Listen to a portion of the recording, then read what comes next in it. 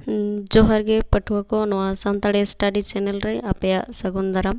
नवा वीडियो दो UG PG rain student लगे हेल्पफुल कना और नेट एग्जाम लगे जहां को पे प्रिपेयर होकान खान उनको लगे हो नवा वीडियो दो हेल्पफुल किया।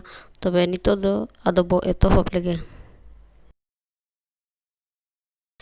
पुइलो कुकली भीमपुर मिशन 30 थापना कना तेला 1870 साल रे थापना कना।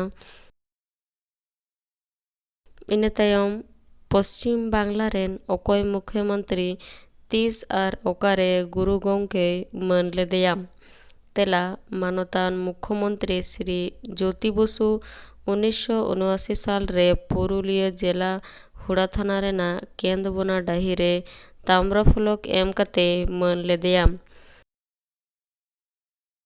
इन तायम बेसरा कोआ गाड़ दो चेत कना तेला बांसरिया गाड़। इन तायम हेम्ब्रम कोआ गाड़ दो चेत कना तेला खैरी गाड़। इन तायम मंडी कोआ गाड़ दो चेत कना तेला बादोली गाड़।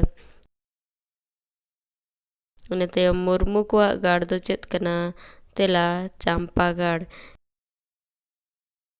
इन तायम सोरेन कोआ गाड़ दो चेत कना तेला चाय बहेर गाड़।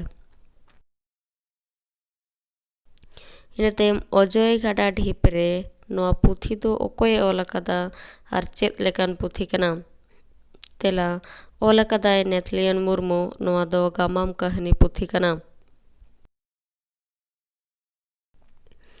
इन तायम दिसम भक्त पुथी दो ओकोय ओल कदा तेला बाबूलाल मुर्मुआ ओल कना।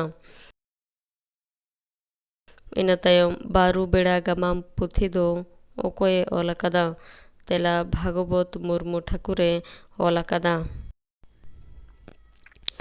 नोडेगे मुचातेना और नवा वीडियो पोइलू पे नेलत खान चैनल सब्सक्राइब तबन पे और वीडियो दो लाइक तबन पे और हो नोंकान वीडियो लहारे नाम लगित बेल आइकन टिपो कते ऑल ऑप्शन दो सिलेक्ट तबन पे।